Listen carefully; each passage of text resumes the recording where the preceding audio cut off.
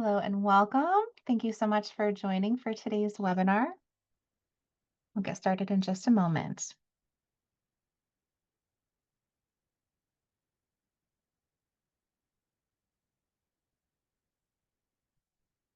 Okay, let's go ahead and dive in. I am Julie Matusik, and it's so great to be here with you all today.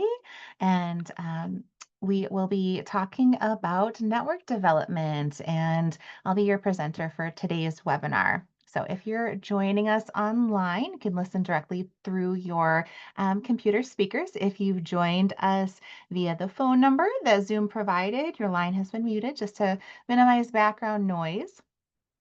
And for those of you that are online, you'll see that Felipe has dropped the link in the chat to our materials. So feel free to reference those at any time, and I'll call out when there's particular documents that you might want to pay attention to in that folder.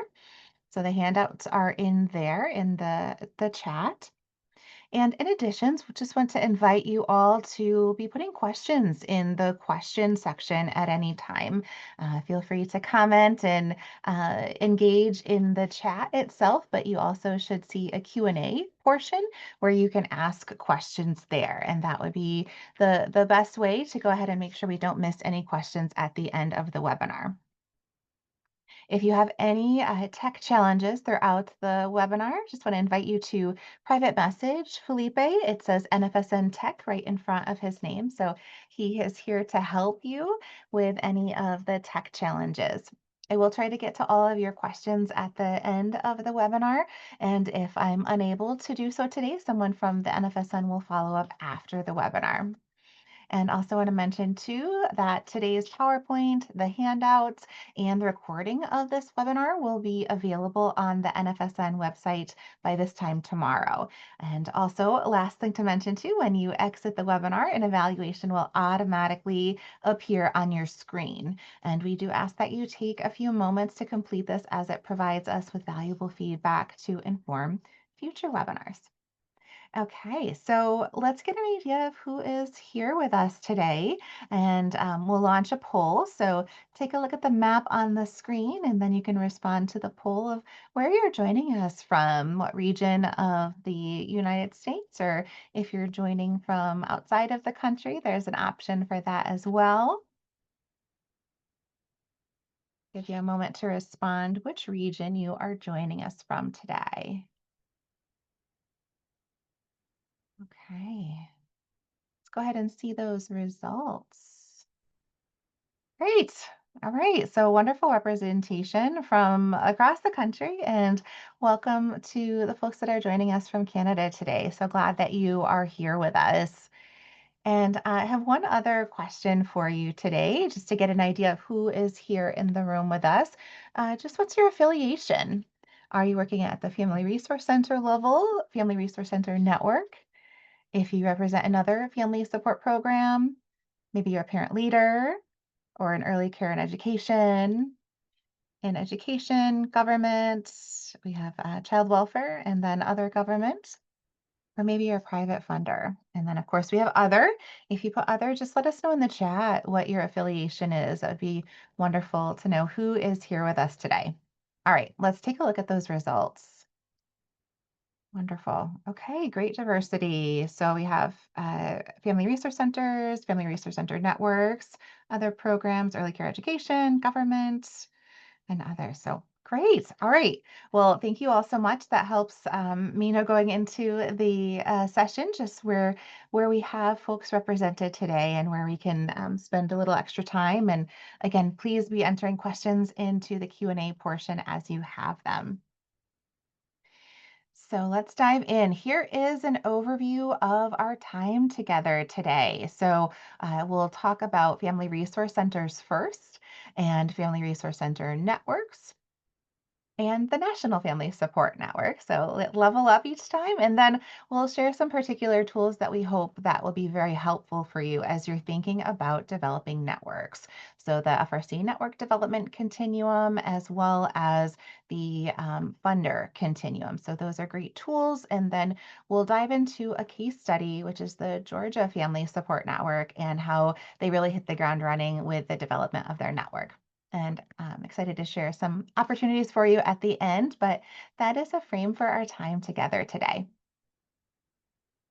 So, diving in first with Family Resource Centers. Some of you may have heard of Family Resource Centers before today, and I know they're represented today as well as network. So glad that you're all here today. We'll kind of level set on what we refer to as a Family Resource Center and then we'll all be on the same page. So, thousands of Family Resource Centers, they've emerged organically across the country. Yet their existence is what we used to say largely under the radar as America's best kept secret. Fortunately, the secret is emerging, and so a family resource center it's a community or a school-based welcoming hub of support, services, opportunities that are designed to support families to be strong and to be successful. The image here on the top left, it's from a community-based family resource center in Vermont. And the bottom one is a school-based family resource center in Kentucky.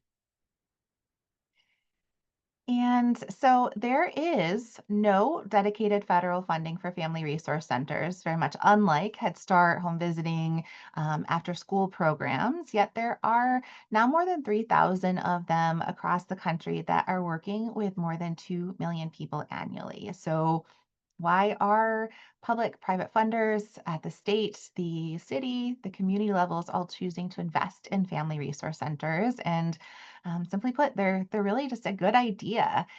They are cost effective. They are highly adaptable for various types of communities, whether urban, rural, ethnic, and they have demonstrated successful outcomes through multiple external evaluations. These are conveniently located hubs. They bundle and co-locate many services that may be familiar with you, such as home visiting, evidence-based parent education, health screenings, playgroups, fatherhood programs, family counseling, food banks. And despite their organic development and varied funding streams across the country, there is a remarkable similarity in their most common services. This data, it comes to us from a national study that the NFSN worked with a research institute in Colorado on that was funded by the Robert Wood Johnson Foundation. So, the first most common service area is parenting support. So, this exists on a continuum from lighter touch to more intensive services. So, lighter touch being a parenting workshop and just being able to drop in and have that. And the more intensive service is home visiting, and you can see the others along the way. And the second most common service area is access to resources. And this again exists on a continuum from lighter touch to more intensive services.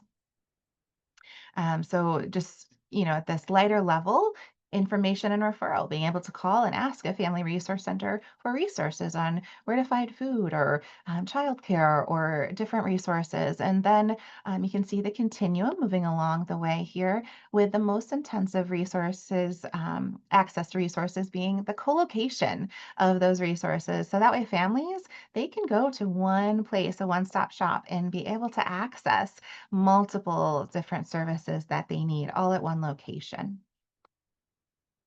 The other most common service areas are child development activities and parent leadership development. So those are the most common service areas. And also exciting to share that the NFSN helped to co-author the federal definition of family resource centers. And this was included in December of 2024, the continuing resolution, and it was signed into law at that time. So this is a really incredible milestone that opens the door to more flexible funding, strengthening kinship supports, and enabling states and tribes to invest in family resource centers as those trusted hubs for prevention and for family strengthening. So you can see the language that I just referenced on the prior couple slides is very much reflected in that definition. And we'll put the link to the PowerPoint in that handout folder as well. So you'll be able to click the link on this so where you can see it, where it actually appears in federal definition now. And so, Family Resource Centers, they're not only providing programs, but they're building communities of peer support for families to develop social connections that very much reduce isolation and stress, which are highly correlated with child abuse. So, now that I've shared a little bit about Family Resource Centers, curious of who's here today. Know many of you have because you are representative of a Family Resource Center. But for those of you that are on today, would love to hear if you have heard of a Family Resource Center before today, if you've seen programs like these in your state. So, in your state, to your knowledge, do states have programs that look like Family Resource Centers? We do know they have many different names across the country. Child advocacy centers, family enrichment centers, family success centers. Yes, and I see we have the Washington State Network represented here. Great. Thank you so much for being here. All right, let's see who is aware of programs that look like family resource centers. Take a look at those results. Wow, great. Yeah. All right. Well, 86% of you, yes, yes. And then the great part is some of you are just not sure, which is very understandable. They do have different names, and in some communities and in states where they're not yet networked, they are still somewhat under the radar. So very understandable. Okay, so we've talked about family resource centers. Now let's look one layer up at the family resource center networks and those common characteristics. So, family resource center networks, they consist of two or more family resource centers. And so, not only have cities and counties and states hit upon the value of family resource centers, but many have also hit upon the value of networking them together. So that's the definition that it's two or more family resource centers coming together to form that backbone entity. And their role is to really ensure coordinated quality support for families. And they do serve as that backbone entity to leverage and to coordinate the collective impact of their members in their state. And they also create opportunities for service providers to meet formally and informally, where they can exchange information, they can make connections, develop relationships, build capacity, develop joint projects, and address systems challenges.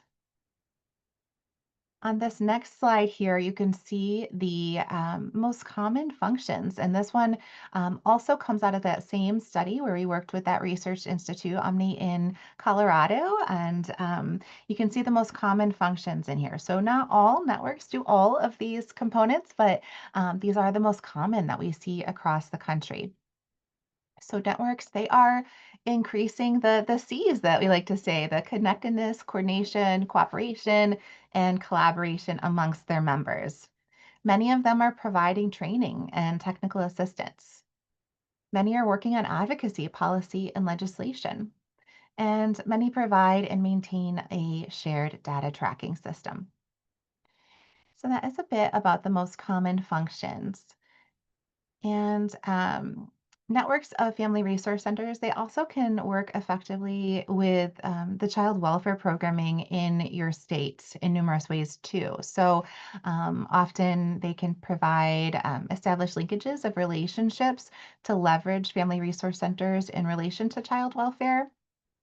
They can help to coordinate with the different systems to promote a coordinated system of support for child welfare involved families. They can support state Family First Prevention Services Act implementation, and they can support kinship navigation coordination. Illinois was one of the first to leverage their Family Resource Center network. And in Illinois, they're actually called Family Advocacy Centers for the FFPSA for those funds. And New Hampshire was one of the first actually to leverage Family Resource Centers for kinship navigation. And when we're talking about networks, we talk about them in different ways. One is the type of network and how they're coordinated, and the other is the stage of network. So let's talk first about the type of network. So, volunteer coordinated networks, they are led by Family Resource Center directors themselves in a voluntary leadership capacity without paid network staff. So, some networks that are doing this are West Virginia is one that has operated this way.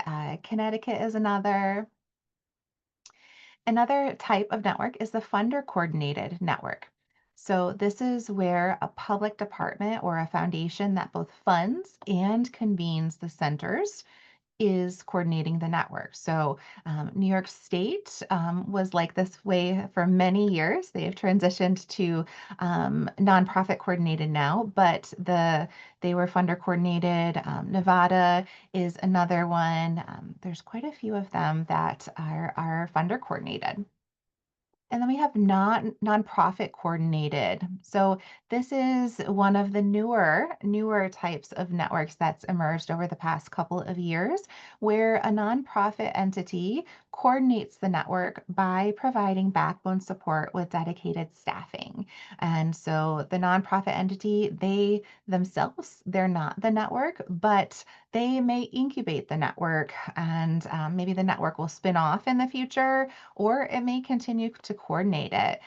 This is one that we have quite a few networks have falling into this in the past couple of years. Alaska, North Carolina, Washington State, that I know is on the call today, are a few examples of nonprofit coordinated. And independent is the last one. So, this is where a staffed independent nonprofit organization that functions as a membership alliance where members may pay dues. So, these networks, they also may be intermediaries where they are raising and distributing funds as well. So, Colorado and Maryland are great examples of an independent network. Okay, so that's the types of networks and how they're coordinated. So, the stages of networks, we talk about the development of a network and where they are on this continuum. And so the first is emerging. So this is that birth to 3 years of the network. And the network is coming together. They're just getting started. They're determining who they will be at the table and what they want to focus on. And then as the network continues to grow and evolve in that 3 to 5 year mark approximately, the network, they may hire contractors or maybe hire their first staff. And the network is really beginning to have more structure and increased capacity to do more. And then established networks have typically been around for at least 5 years. Some really hit the ground running, but typically around 5 years is when we would consider networks established, where there's staffing and a track record for activities. And one interesting characteristic of these networks is that they have weathered crises and they've decided to stick together. So here you can see, so that's Family Resource Center networks. And looking one layer up at the NFSN, and you can see our membership where we started. The NFSN was co-founded by the 8 states that you see here that are green on the map. They were the first states to come together, those Family Resource Center networks, and they expressed an interest in having a national backbone, a national entity to convene them so they could connect and learn from each other. And for the first 4 years, the NFSN had no paid staff, and members coordinated the work of the NFSN as volunteers on top of their jobs of running their state networks. And since then, we've grown. Over the last decade, the NFSN has quadrupled in size and now have 39 member networks, so 38 states and the District of Columbia, that represent more than 3,000 family resource centers that are serving more than 2 million people annually. The newest to join are Oregon, and they're really hitting the ground running as a network, and Pennsylvania rejoined earlier this year in 2025. And you can see the states that are not yet green on the map. There are family resource centers in those states, and we do know that there just hasn't been that backbone entity to come together. So if you're in one of those states and would like to connect with us, we would love to support you. So, sharing a bit more about the NFSN and our role as that backbone national entity. Our mission is to promote positive outcomes for children, families, and communities by leveraging the collective impact of state family resource center networks and championing quality family support and strengthening practices and policies. And our vision is where a nation where every family is thriving and every state has a strong and effective family resource center network. And want to share a bit of our areas of work as the national entity. We connect and convene member networks to enhance their effectiveness, so increasing the connectedness amongst members for peer learning and for mutual support.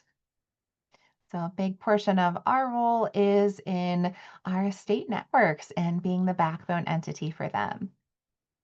The second area of practice is around promoting family support best practice and evaluation. So, raising awareness of what quality family support is and promoting a common language and standards and evaluation of it through the national implementation of the standards of quality for family strengthening and support. And our other area of work is raising the visibility and the value and the impact of family resource centers and family resource center networks in order to strengthen and increase support for families. So, want to share a little bit more, just super briefly, from those of you that aren't familiar yet. The standards of quality that was referenced as being the foundation for the work that is happening across the country. And this is a framework that it creates a common language and expectations across different kinds of family strengthening and support programs. So, whether a family resource center, a home visiting program, child development program, family resource center network, whether you're working as a funder and in government. I know we have a lot of representation from different groups today here on this call. There's a role, and it has this common language for all of us, bringing us together. And the bottom line of that is to really help ensure that families are supported and strengthened through quality practice. And the standards, they're available for free along with all of the implementation tools on the NFSN website. So if you aren't familiar, encourage you to download them today. We also have an overview webinar that you could check out if you'd like to learn more about the standards. There's a whole webinar dedicated to that. There's training dedicated to that as well. This is a portion, but it's a foundational portion of the work that we're doing as networks. So wanted to share that. And a lot of the questions that come from this webinar is about membership and what that looks like to be part of the NFSN. So, as of right now, the NFSN is a network of state networks where two or more family resource centers have come together. And you can be at any stage of network development, which we'll talk more about in just a minute. And there's one network per state. So, if you are in a state and you're not connected to your state network in your state, but you saw that it was green on the map a few moments ago, you can connect with us, or you can go onto the NFSN website and connect if already have a network. And again, if you don't, connect with us. We would love to learn about what's happening in your state and how we can support you to move things forward if you're interested in forming a network in your state. And dues for the NFSN are intentionally kept incredibly modest. These do cover a whole state, regardless of the number of family resource centers. So, whether you're in the early stages, just having a couple come together, or whether you're more like Kentucky or California with close to 1,000, dues are the same, and you have access to the same member benefits for your state. And you can see what those are. We do intentionally have them a little bit more affordable, making it even more accessible for that first year. And then it's the set rate beyond that point. So, want to share two tools that we hope will be really helpful for you as you're developing as networks. This is the first of the two continua that were developed by the NFSN, and These are free resources for you. They are in the materials folder that is in the chat. You can click there, and it's also if you go to the National Family Support Network website, and you can drop down to Family Resource Center Networks, and it's towards the bottom of that page as well. So, want to make sure this is accessible to you. I know it's probably a touch blurry on the screen here, so I encourage you to go ahead and download that if that's helpful for you to be able to see the font. I'll be talking about each of these in a bit of detail here. So this first document is designed to show what it looks like to develop a new network of family resource centers. And for this framework, it includes 4 phases. So explore, assess, develop, and operationalize. Each of these phases has suggested next steps in green, and then the NFSN resources that are available to you to advance them in blue. And so the first is to explore. And here you're identifying who should be part of the process to develop a network in your state. And some actions here, thinking about who are the key stakeholders. So it might include existing family resource centers, private funders, public departments, child welfare, public health, bringing all those folks together. And of course, the stakeholders differ from a region and who you have access to. Just really starting to see who are the stakeholders to engage. Determine that initial coordination, who's going to call the meetings, take notes, manage follow up, decide the meeting format, whether you want to be in person or virtual.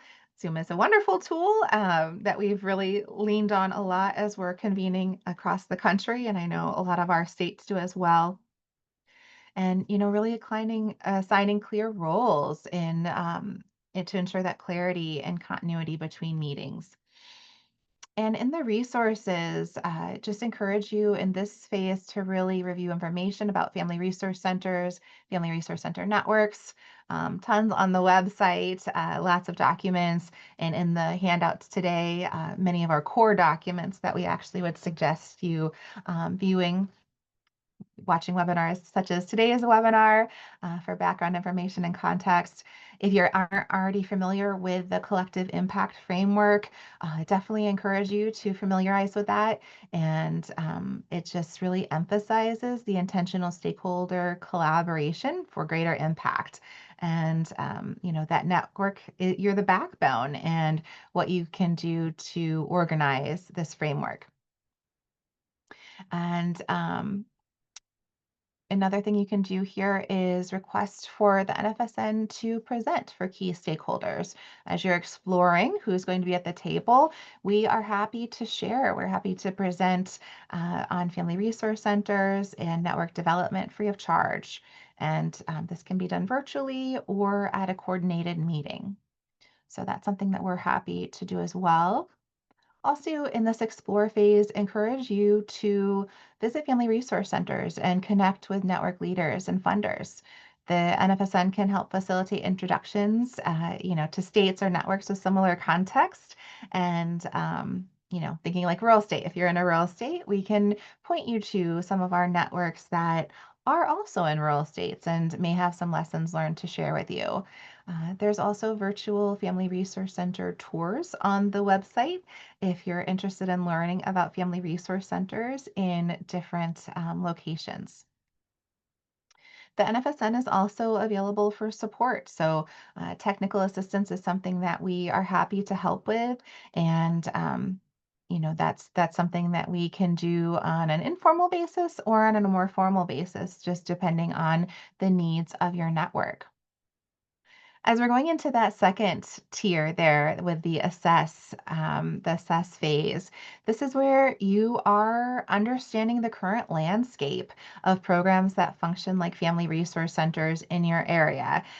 This is a lot of times where you'll maybe want to do a survey to see what the lay of the land is in your network. We have on the NFSN website in our hubs, and I'll share the links to those in just a little bit. There's a FRC survey that there's a template that the NFSN developed, and there's also different examples that different ones of our member networks have developed as well. So this can be adapted in different platforms like SurveyMonkey. You can distribute it to different stakeholders to identify existing or self-identified FRCs, and it really helps determine the scope and the presence of FRC-like programs. Like we mentioned earlier, they have different names, and like a couple of you said, you're just not sure if there are FRCs. So this survey can be a really helpful tool in drawing out what the lay of the land is in your region. And this survey, just to say that this relies on self-reported, not scientifically validated. We like to say like a lowercase r in research to really begin seeing what the lay of the land is in your states. And like we said earlier, just if even if states are not networked, like the white ones that were on the state, there are likely family resource centers. They just haven't been intentionally networked yet. Um, in this assess process, the goal really is to identify catalysts to initiate the network building process. And an outcome here is really to compile that data, identify who might be FRCs, begin planning what's next. And we like to say circling the wagons a bit with who are the existing programs in your state and really determine expansion opportunities of what that might look like. Moving to phase three, that third column there, this is when we are moving from assessment to forming and formalizing the network. Some key actions here, you're bringing stakeholders together for those initial meetings. You are collaboratively developing a bunch of different things, the mission, the vision, the goals, initial staffing structure, preliminary budget to support your activities, operating guidelines, and shared agreements. This is also a common phase where you would consider joining the NFSN. This is where that common commitment comes into play, where that formation of a network is clear, it's happening, ready to move that forward. You also can join earlier if there's that intent to form a network as well. But that's kind of the most common. And here there's many NFSN activities that you'd find very helpful. We have monthly member meetings. There's peer learning cohorts, such as our emerging network cohort, where newer networks can come together to peer share and to learn from each other. We have an annual member convening in DC and lots of other benefits as well. But those are some of the activities that really support that peer sharing and collaboration in that early development success. And then the last column is where you're operationalizing. You're beginning that ongoing network operations and implementation of the network.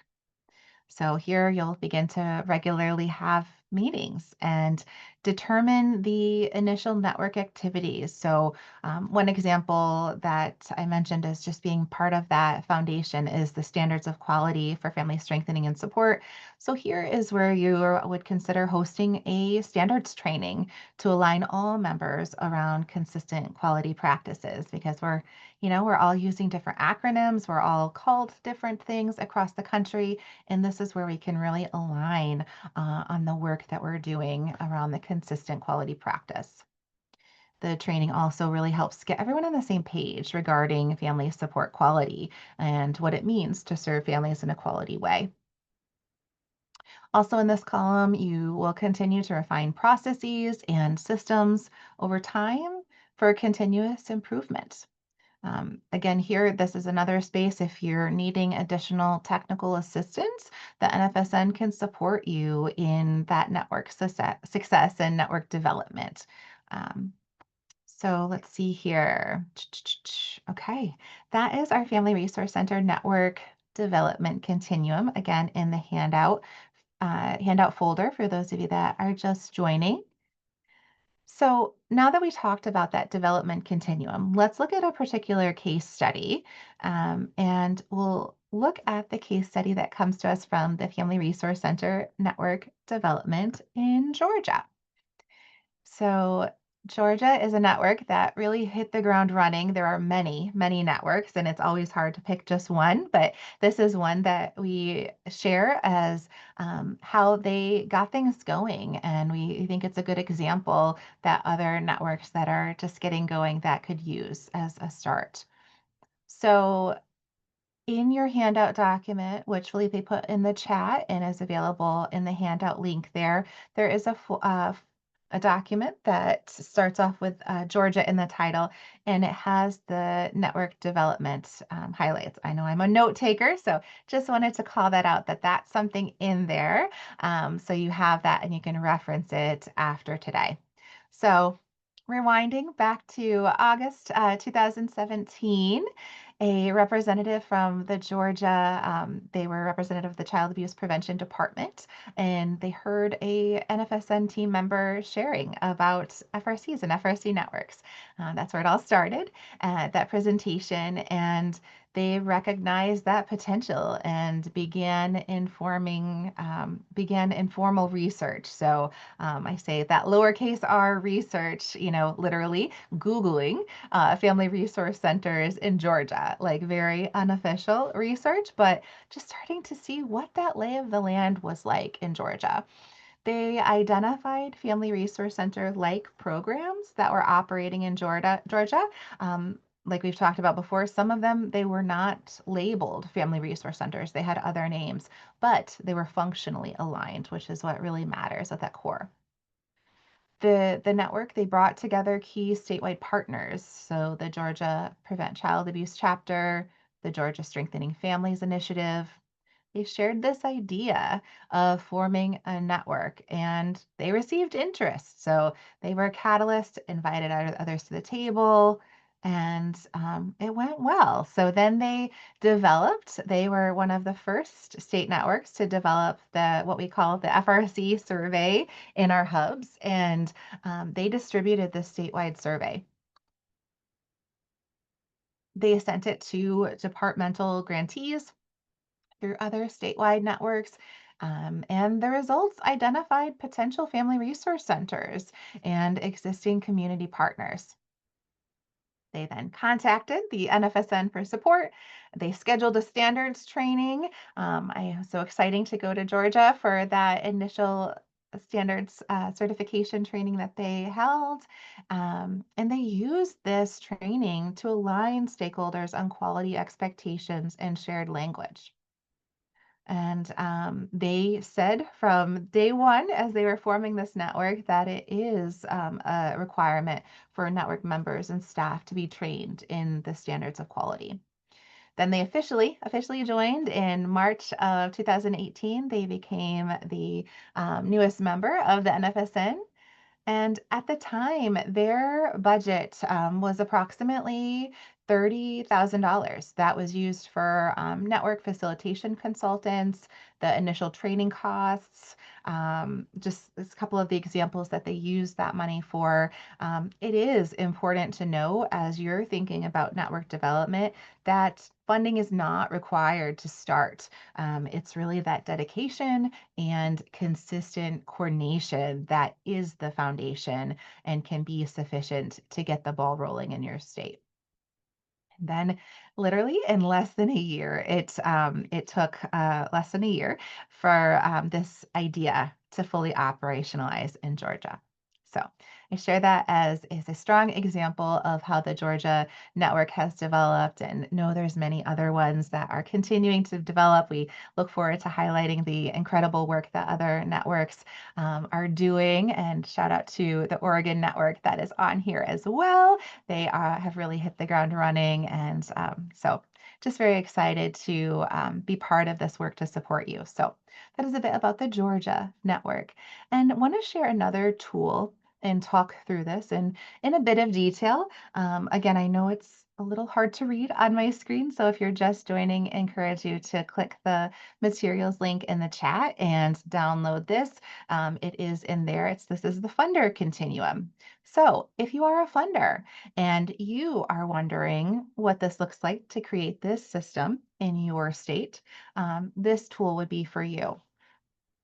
So if you are a funder or systems level leaders interested in intentionally funding or launching Family Resource Center network in your state, this is a tool for you. So again, with the phases, we have the steps and the resources that are there for you. In this prepare phase, this is where you are learning about family resource centers. So there's many NFSN materials. KC Family Programs has an excellent one pager as well. Just really immersing yourself and learning about them, visiting family resource centers if you can firsthand, observing their practices firsthand. There's virtual FRC tours as well. If you're not able to make it across the country, I encourage you to do that. That's on the Family Resource Center page of the NFSN website too. Really can gather insights from tools and webinars and different templates of where to start. The second column here is plan. So you'll want to form a planning team and potentially include multiple funders if you're able to. That collaboration across departments, so health, education, child welfare, really can strengthen the system in your state. So if you are able to pull in multiple funders, that is ideal. Think about and begin to map out here in this phase, how many family resource centers are you seeking to fund? Where will they be located? How will they align with other initiatives? Thinking about things like the budget and staffing plan, program officers, monitors, things like that. You'll want to think about your RFP structure, your request for proposal structure, thinking about data management and evaluation frameworks. We have many samples and templates in the NFSN hubs for some of these pieces, such as the request for proposals. There's templates there that you are welcome to use, and examples from other states that have generously shared theirs, and how they've operationalized these. So next we're on the procure column. So this is where you're releasing that RFP and then reviewing and awarding your contracts. In the operationalized column, this is where you're going to orient your new grantees and introduce new data systems, reporting expectations, and the standards.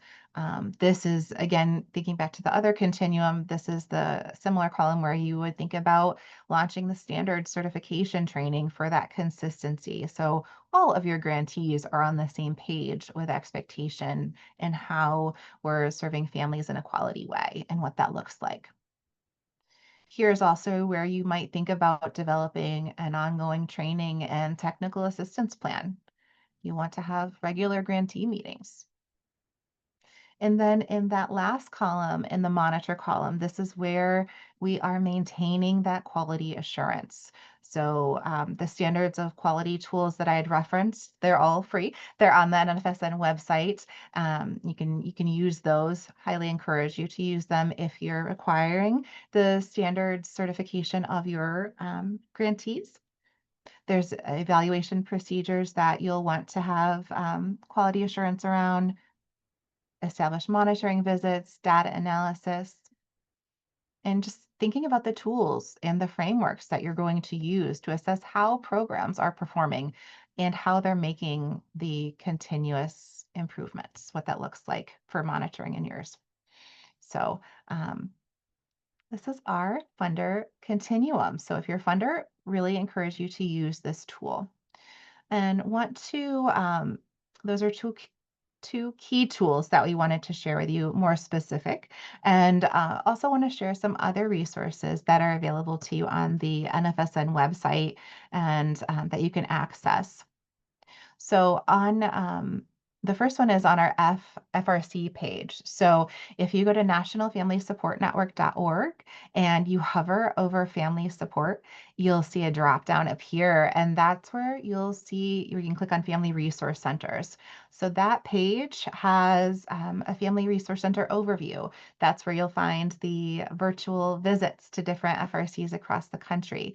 There's research reports, there's new research, there's return on investment data. There's new research that has been added just this year, for example. You'll also see the federal definition is listed on that page, and information around systems level funding. So a lot on the FRC page. And then the Webinar Wednesday page, you'll also see if you go to the website and hover over Webinar Wednesdays and go to that page, you'll see that there's a particular portion of the library that's dedicated just to family resource centers.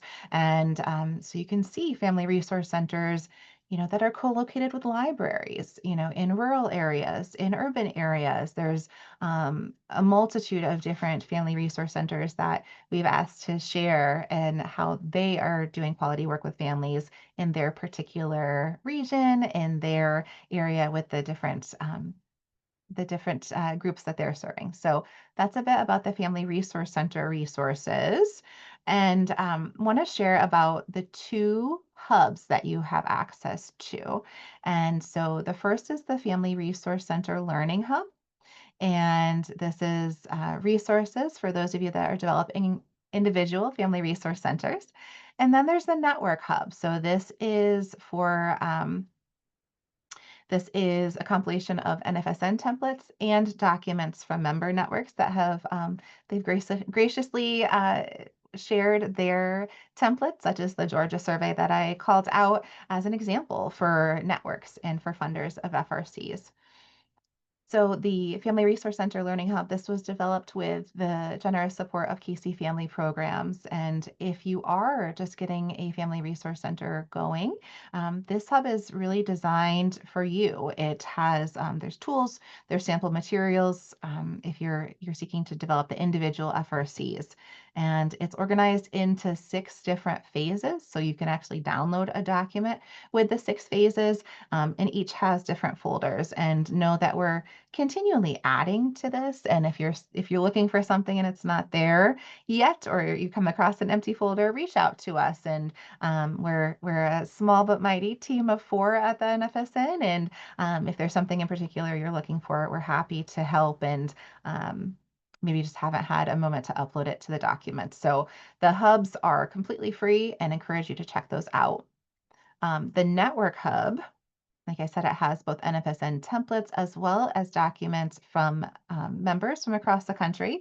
And there's 2 sections here. So in the Network Hub, there's the Network Tools for FRCs. So these are samples of tools that networks would use with family resource centers, such as that FRC identification survey is what it's called that Georgia had used, and FRC evaluation frameworks, FRC requests for proposals, review tools, things like that. So that's network tools for FRCs. And then network tools for networks are for you as a network as that backbone entity in your state. So what you would use to run your network. So membership agreements, network development continua, network job descriptions, operating guidelines, things like that. So those are the 2 different areas of the hubs. And just as a reminder, since I know we have several of our members that are on the webinar today, when you go into your member hub, you can access this, and you'll also see an additional folder for membership materials too. One of the other resources that is super helpful, regardless of whether you're an FRC or getting started on a network, are the state snapshots. These typically get updated every other year. So we're preparing to update these in the coming several months to launch the new version in 2026. So, but this is a great document that you can access to learn a bit about other networks. So if you're starting a network and maybe you're a funder network, maybe you're interested in learning what other networks are also funder networks, for example. So you can, on the NFSN website. If you go to About Us and hover over that and drop down to Members, you'll see an interactive map where you can click on the different states and view their snapshots. And then there's also a document that you can download that has the compiled snapshots as well. And each of these has the contact information for the state network. So never feel like you need to go through the NFSN team to access either your fellow members or stakeholders in these states. They are often they're very gracious with their time and really excited to share with their peers about the great work that they're doing in their states. I shared a couple of the services that are available to you through the NFSN, and just want to, just remind that we are here, small but mighty. We want to help and facilitate connections to member networks. We are available to present for key stakeholders. If you're doing that initial, circling the wagon and getting folks together, this is a great time to share about the value and the impact of family resource centers and family resource center networks. We're available for technical assistance and for training. So the standards training I had mentioned, and then depending on the work that you're doing and how you're serving families and where you want to deepen the program's practice, we have other trainings that might be helpful too. So I know I've been doing a lot of talking, and I hope it's been very helpful for you all. Just want to pause for questions, and if you want to open that Q&A portion of the Zoom console, different than for those of us that are used to Zoom meetings. It's different from the chat, but enter any questions that you have. And also, we invite you to share what resonated most with you, and what would you be interested in exploring more. So feel free to use the chat for any reflections or, what resonated, anything like that. In particular questions, definitely use that Q&A panel. And I'm not seeing any coming in just yet, so I want to give you space to just mull over all that's been shared. And I want to share a couple of other opportunities that are available to you through the NFSN to stay engaged with us. And one is through future webinar Wednesdays. So these are free and available to the public, to anyone. So if you came today learning about starting a network and want to learn more about FRCs, for example, this would be a great one for you. It's on December 3rd. And this is all about FRCs and goes much deeper into the return on investment data and a lot more of the nuts and bolts of family resource centers, and touches on networks, but so kind of the reverse of this webinar. And there's tons of other ones that we encourage you to check out as well. Recordings on there. We have open standard certification trainings. The one that is happening in December is full, and so 2026 dates are going to be announced this month. So be watching for those either in your member communications, or we do a calendar each month that you'll get if you're on our mailing list. And if you are in a state that offers standards trainings, you'll have trainers, and you can connect with them to get the training directly from the state leadership in your state. So encourage you to check out the NFSN website there. And one other training that we have that's for folks that are developing parent advisory committees or wanting to strengthen their existing one, this training is for you. So this is sometimes it comes before the standards training and sometimes it comes after. I know for me, it came after because I was so excited about engaging families even more and how we could hear their voice and give them a platform to share their voice. This training was really helpful for me, who I was part of the New York State Network at a family resource center, and just really saw this training help. And it's evolved since then, and more examples from different states and different programs. So encourage you to check this out. And if you're interested, again, the dates are coming literally this month. So keep an eye on the website and your email.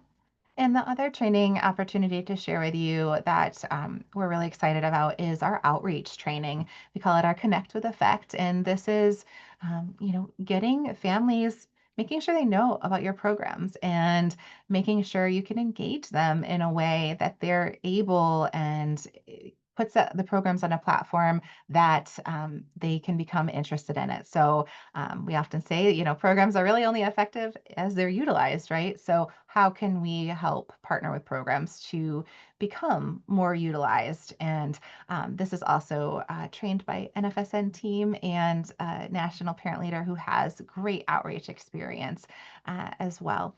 So, just wanted to share that one. This one, there's a couple of seats left. If you want to squeeze into the one that's next week, you can register this week for that.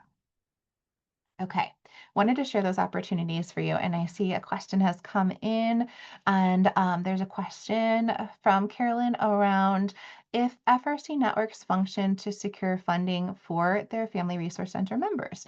And the short answer is it really depends. The types of networks that we see this most often is the intermediary. So Colorado, Maryland, for example, are two of our state networks that do function as intermediaries, and other networks do as well. So it looks different from state to state of whether this is a function that they do, but it is one of the most common service areas for Family Resource Center networks that they are functioning as in this capacity to help secure funding.